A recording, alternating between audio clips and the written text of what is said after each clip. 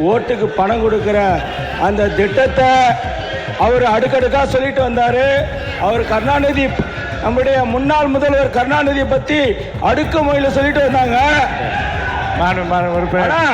இங்க பாருங்க, உறுப்பினர் 2026ல ஒரு ரூபாய் கூட ஓட்டுக்கு பணம் கொடுக்காம முதலமைச்சர் வந்திருக்காரு.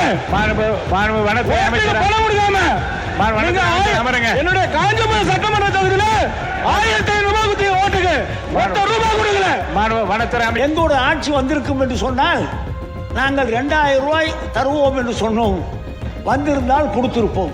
நீங்கள் 28 மாதம் கொடுக்கவில்லை என்பதுதான் உண்மை. 28 மாத காலத்திற்கு பிறகு நீங்கள் நாடாளுமன்ற தேர்தல் வருகிறது என்பதற்காக உயர்த்தி காட்டினீர்கள் தவிர வேறொன்றுமில்லை. நாங்கள் ஆட்சி பொறுப்பு ஏற்ற உடனே கொரோனா இருந்தது. கோவிட்-19 என்பது 20, 21, 21, 22 ஆண்டு காலத்தில் இருந்திருக்கிறதே தவிர உங்கள் ஆட்சி காலத்திற்கு முன்னாலே இருந்திருக்கிறது என்பதை நீங்கள் மறந்துவிடக்கூடாது.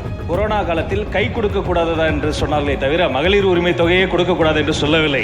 உங்களுடைய முதலமைச்சர் வந்தா எங்களுக்கு 10,000 ரூபாய் கிடைக்கும். நான் வீட்டில் இருந்தால் 4000 ரூபா கிடைக்கும். எங்கள் வீட்டுக்காரம்மாவுக்கு 3000, எங்கள் அம்மாவுக்கு 3000 ரூபா கிடைக்கும். இதெல்லாம் கணக்கு போட்டு 10,000 ரூபா மாதம் கிடைக்கும். 6 சிலிண்டர் வரை கிடைக்கும்.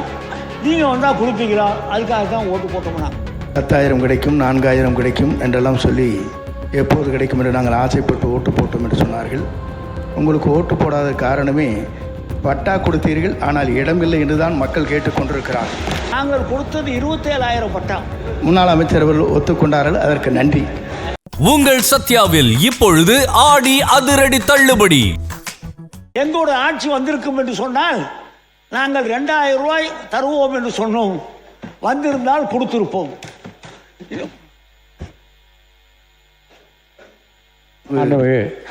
பேரவைத் தலைவர் அவர்களே, 100 நாட்கள் தான் இன்று நடைபெற்று சட்டமன்றம் நடைபெற்று கொண்டிருக்கிறது. நீங்கள் அறிவித்த அத்தனையும் 5 ஆண்டு காலம் தொடர்ந்து நீங்கள் அறிவித்தும் கூட நீங்கள் தேர்தல் அறிக்கையிலே சொல்ல முடியாத பலவற்றை நீங்களால் அறிவிக்க முடியவில்லை. அதற்கான நிதிகள் நீங்கள் ஒதுக்கப்படவில்லை என்பதை நீங்கள் உணர்ந்திருப்பீர் என்று நான் கருதுகிறேன். எங்களை பொறுத்தவரை, நம்முடைய முதலமைச்சரை பொறுத்தவரையும் இதற்கான திட்டங்களை வகுத்து கொண்டிருக்கிறார்கள். நீங்கள் நினைப்பதைப் போல எங்களுடைய தூய்மையான ஆட்சி நிறைவேற்றி காட்டும் என்ற நிலையிலே தான் இந்த ஆட்சி நடைபெற்று கொண்டிருக்கிறதே தவிர 100 நாளுக்குள் நீங்கள் இதை செய்ய வேண்டும், அதை செய்ய வேண்டும் என்று நீங்கள் பேசுவது என்பது சால பொருத்தமாக இருக்கார். மாண்புமிகு பேரவைத் தலைவர்களே, மாண்புமிகு அமைச்சர் அவர்களை, மாண்புமிகு பேரவைத் தலைவர் அவர்களே, மாண்பு உறுப்பினர் அவர்கள் குறிப்பிடுகிற போது 1500 ரூபாய் என்று சொன்னார்கள். இவர் இல்லை நான் அதுக்கப்புறம் சொல்கிறேன். 1500 அப்புறம் கொடுத்தீங்கிறது. ஆனால் 28 மாதம் அறிவித்தும் நீங்கள் 28 மாதம் கொடுக்கவில்லை என்பதுதான் உண்மை. 28 மாத காலத்திற்கு பிறகு நீங்கள் நாடாளுமன்ற தேர்தல் வருகிறது என்பதற்காக உயர்த்தி காட்டினீர்கள் தவிர வேறொன்றுமில்லை. மாண்புமிகு பேரவைத் தலைவர்களே, நாங்கள் சொன்னது உண்மை. நாங்கள் கொடுக்க காலதாமதம் உண்மை. ஆனால் எதற்காக? நாங்கள் ஆட்சி பொறுப்பு ஏற்ற உடனே கொரோனா இருந்தது. கொரோனா இருந்தாலும் 4000 ரூபாய் ஒரு ரேஷன் கார்டுக்கும் கொடுத்தவர் எங்களுடைய தலைவர். கொரோனா இருக்கு என்று சொல்லி சாக்கு சொல்லி தப்பிக்கவில்லை, அதையும் கொடுத்தார். இன்னும் கொடுத்திருப்பார். மக்களுக்கு செய்வதில் தான் எங்களுக்கு ஒரு சந்தோஷம்.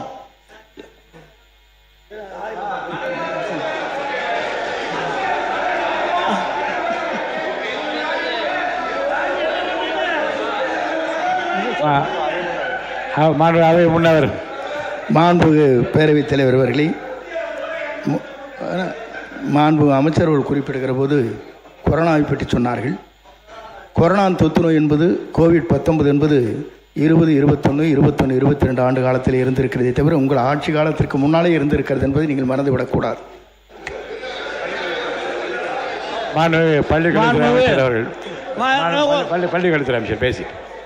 மாண்புமிகு பேரவைத் தலைவர் அவர்களே, மதிப்பிற்குரிய உறுப்பினர் அவர்கள் ஏன் கொடுக்கவில்லை, எதற்காக கொடுக்கவில்லை, ஏனென்றால் கொரோனா இருந்தது என்று சொன்னார். உங்கள் மூலமாக அண்ணனுக்கு சொல்லிக் கொள்கிறேன், கொரோனா காலத்தில் கை கொடுக்க கூடாததா என்று சொன்னார்களே தவிர மகளிர் உரிமை தொகையை கொடுக்க கூடாது என்று சொல்லவில்லை.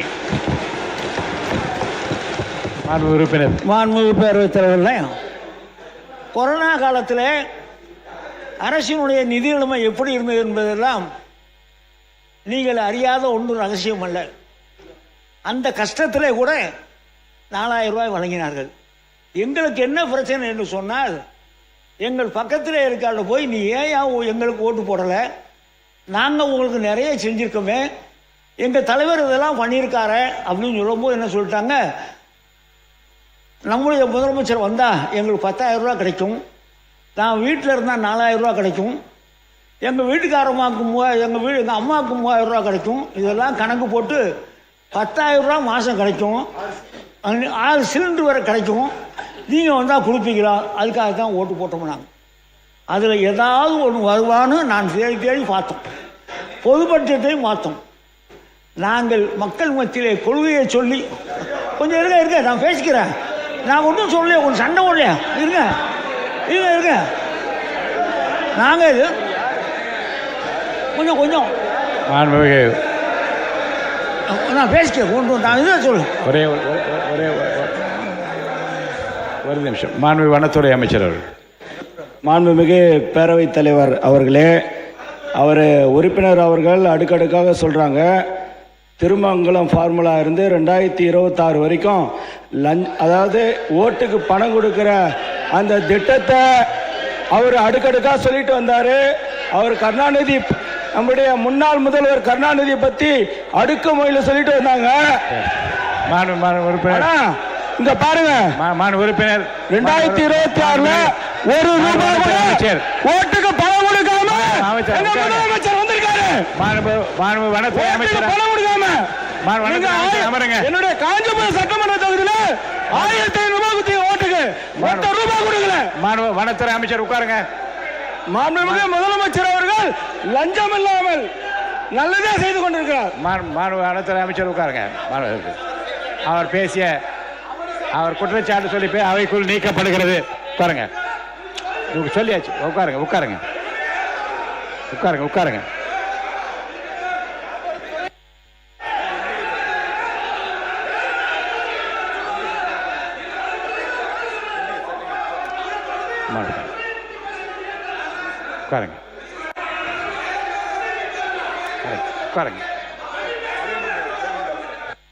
மாண்புமிகு அவை முன்னவர், மாண்புமிகு பேரவைத் தலைவர்களே, முன்னாள் முதலமைச்சரை பற்றி பேசிய அவருடைய கருத்து அவை குறிப்பிலிருந்து நீக்கி விடுமாறு அன்போடு கேட்டுக்கொள்கிறேன்.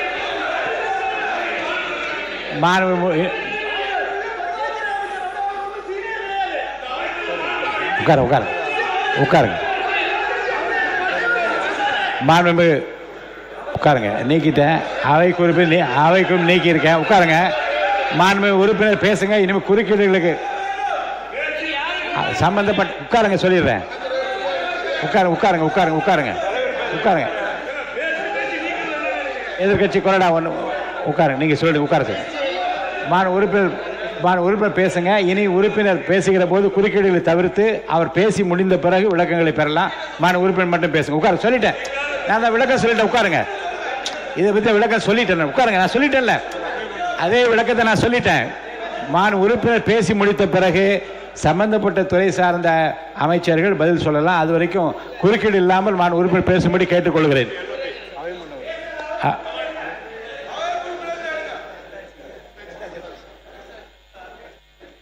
உறுப்பினர் நேரு அவர்கள்.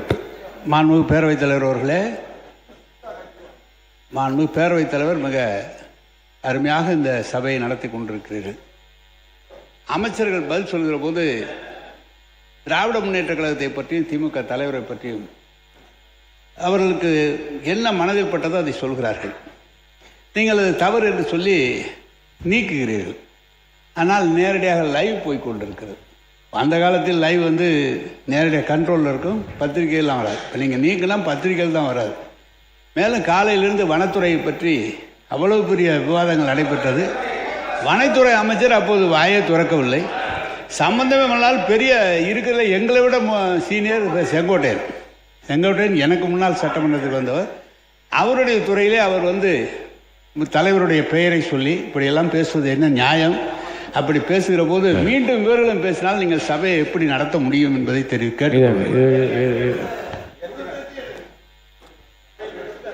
இல்லை அது இல்லை. மாண்புமிகு பேரவைத் தலைவர் ஏற்கனவே ரூலிங் இருக்குது. இது மாதிரி பல முறைகள் வந்து அமைச்சர்கள் பெயரை முதலமைச்சர் பெயரை சொல்வதன் அடிப்படையில் அம்மையார் காலத்திலிருந்து 2 பக்கம் பல பிரச்சனைகள் வந்த பிற்பாடு ஒரு முடிவெடுத்தார்கள் பேரவைத் தலைவர். அதாவது இன்றைய முதலமைச்சர் மாண்புமிகு முதலமைச்சர் ஏற்கனவே முன்னாள் முதலமைச்சர் என்று தான் சட்டமன்றத்தில் குறிப்பிடவும் பெயரை சொல்லக்கூடாது என்று ஏற்கனவே ரூலிங் இருக்கிறதுங்க. ஆனால் அதை கடைப்பிடிச்சா இந்த பிரச்சனைகள் பாதி அடங்கிடும். அதனால் வந்து மரியாதை குறைவாக இந்த சட்டமன்றம் நடக்கணும். அதனால் அமைச்சர் பெயரை சொல்வதை விட மாண்புமிகு துறை அமைச்சர் என்று சொல்லலாம். அதுவும் குறிப்பாக முதலமைச்சரை விழிக்கிற பொழுதும் சரி, முன்னாள் முதலமைச்சரை விழிக்கிற பொழுது முன்னாள் முதலமைச்சர் என்று தான் விழிக்கிற ரூலிங் இருக்கிறது. அதனால் அப்படி கடைப்பிடிச்சா தான் ஒன்று. இன்னொன்று ஏற்கனவே என்னன்னு கேட்டீங்கன்னாக்கா, ஏதாவது அவசர கருதி உடனே பதில் சொன்னால் தான் அமைச்சர்கள் எழுதணும். ஏன்னா அமைச்சர்கள் வந்து கடைசியாக வந்து பேசுவதற்கு நிறைய வாய்ப்பு உண்டு அவர்களை பொறுத்தளவுக்கு. நேரத்தினால கருதி சொல்கிறேன் நான். எல்லாத்துக்கும் எழுந்து அப்பப்போ பதில் சொல்லணும்னு நினைச்சாக்கா உங்களால் வந்து எனக்கு நேரம் கொடுக்க முடியாது. அதையும் கொஞ்சம் பாருங்கள். மாண்புமிகு உறுப்பினுடைய கருத்துக்கள் கவனத்தில் கொள்ளப்படும். மாண்புமிகு அவை முன்னவர் அவர்கள். மாண்புமிகு பேரவைத் தலைவர் அவர்களே, சொல்லிட்டு அப்பே எடுத்தாச்சு. மாண்புமிகு பேரவைத் தலைவர் அவர்களே, மாண்புமிகு முன்னாள் அமைச்சர் அவர்கள் இங்கே உரையாற்றுகிற போது சொன்னார்கள் 10,000 கிடைக்கும், 4,000 கிடைக்கும் என்றெல்லாம் சொல்லி எப்போது கிடைக்கும் என்று நாங்கள் ஆசைப்பட்டு ஓட்டு போட்டோம் என்று சொன்னார்கள். உங்களுக்கு ஓட்டு போடாத காரணமே பட்டா கொடுத்தீர்கள், ஆனால் இடமில்லை என்று தான் மக்கள் கேட்டுக்கொண்டிருக்கிறார்கள். மாண்பு உறுப்பினர் பேசுங்க. குறுக்கீடு இல்லை. மாண்பு உறுப்பினர் அவை முன்னவர். மாண்பு முன்னாள் முதலமைச்சர் அவர்கள், நீங்கள் பேசுவது அழகாகத்தான் இருக்கிற. ஆதாரம் கேட்டீர்கள். ஆதாரம் எவ்வளவு வேண்டுமானாலும் உங்களிடத்திலே ஒப்படைக்கிறோம். இல்லை, எங்கிட்ட ஒப்படைங்க, நான் பார்த்துட்டு அவங்களுக்கு கொடுக்குறேன். இல்லை உங்களிடத்து கொடுத்து அவங்கள்ட்ட கொடுக்க போகிறோம். ஏன்னு சொன்னீங்கன்னா உட்காந்து ஒரே நிமிஷம், அவசரப்படாதீங்க. இல்லை மாண்பு உறுப்பினர் நான் பேசுறேன். நீங்கள் அப்போ அவை முன்னவர் பேசி முடிக்கிட்டோம், விடுங்க. பேசுங்க, அவை முன்னவர் பேசுங்க. மாண்புமிகு பேரவைத் தலைவர் அவர்களே, எங்களிடத்தில் வந்த மனுக்கள் அத்தனை இருக்கிறது. பட்டா கொடுத்துட்டாங்க, இடம் காட்டாது விட்டாங்க. இடம் எங்கே இருக்குன்னு எங்களுக்கு தெரியலன்னு சொன்னாங்க. அவசர கோலத்தில் இறுதியாக உங்களை ஆட்சி முடிகிற போது 1,00,000க்கு மேற்பட்ட பட்டாக்களை நீங்கள் வழங்கினீர்கள். அதற்கான இடங்கள் பல இடங்களிலே கொடுக்கப்படவில்லை என்ற குற்றச்சாட்டில் இருக்கிறது. ஆதாரம் எங்கள் கையிலே இருக்கிறது, உங்களிடத்திலே ஒப்படைக்கிறோம். ஆதாரம். மாண்பு உறுப்பினர் பேசுங்க. இன்னும் குறுக்கீடுகளுக்கு வந்து அதிகமாக இடம் இல்லாமல் நீங்கள் பேசுங்க. இறுதியிலே பதில் சொல்வதற்கு மாண்பு அமைச்சர்கள் வாய்ப்பு தருகிறேன். அது வரைக்கும் மாண்புமிகு தலைவர் அவர்களே, மாண்புமிகு சகோதரர் செங்கோட்டையன் அவர்கள் சொல்லியது போல ஒரு சில இடங்களில் தவறு இருக்கலாம். நாங்கள் கொடுத்தது 27,000 பட்டா, 27 லட்சம் பட்டா. அப்ப தவறுகள்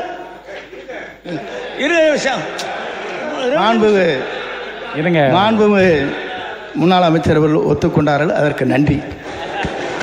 இல்லை நான் பேசுறேன். சொல்றேன். உறுப்பினர் பேசுங்க. இல்லை, நீங்களும் பட்டா கொடுக்க போகிறீர்கள், நீங்கள் பட்டா கொடுக்க போகிறீர்கள் சொல்லியிருக்கிறீர்கள். என்ன நடக்குது என்பதை நீங்களும் இத்தனை வருஷ காலம் சட்டமன்ற உறுப்பினராக இருந்திருக்கிறீர்கள். என்ன நடக்கும் என்று உங்களுக்கு தெரியும். நாம் நிகழ்ச்சிக்கு போய் நேரத்தில் பட்டா வழங்குவார்கள். அந்த பட்டாவை நம்மளுடைய சர்வேயில் போய் அளந்து ஒதுக்கீடு பண்ணி கொடுக்க வேண்டும். அந்த பணிகளை எங்களுடைய அரசாங்கம் ஒழுங்காக செய்திருக்கிறோம், மன நிறைவாக நாங்கள் செய்திருக்கிறோம். அதில் ஏதாவது இருந்தால் நீங்கள் பாருங்கள். இன்னொன்று, நம்முடைய தம்பி அவர்கள் எங்களுடைய தலைவரை பெயர் சொல்லி அழைத்தார்கள். சரி, இல்லை அது நீக்கப்பட்டது. நேற்றைய தினம் நம்முடைய முதலமைச்சர் அவர்கள் சென்னையிலே கோட்டையிலே கொடியேற்றினார்கள். அந்த கொடியேற்றுகிற அந்த வாய்ப்பை வாங்கி கொடுத்த புண்ணியமான கலைஞர்றாங்க. அதற்கு ஒரு நன்றி வேண்டாமா? நேற்று கோட்டையிலே கொடியேற்றிய நம்முடைய முதலமைச்சர் இங்கே உட்கார்ந்துருக்கார்கள். நீங்கள் எல்லாம் முன்னால் உட்கார்ந்துருக்கீங்க, நாங்கள் டிவியில் பார்த்தோம். நீங்கள் அந்த ஒரு நிமிஷம் சந்தோஷத்துக்காகவாவது கலைஞரை பாராட்ட வேண்டும். கலைஞர் இல்லை என்று சொன்னால் இந்தியாவில் எந்த முதலமைச்சரும் சுதந்திர தினத்திற்கும் கொடியேற்றி இருக்க முடியாது. இன்னும் சொல்ல வேண்டும் என்று சொன்னால் வனத்துறை அமைச்சர் உட்காருங்க. வனத்துறை அமைச்சர் உட்காருங்க. வனத்துறை அமைச்சர் உட்காருங்க. மைக் கொடுக்க வேணாம். அமைச்சர் உட்காருங்க. வனத்துறை அமைச்சர் உட்காருங்க. வனத்துறை அமைச்சர் உட்காருங்க.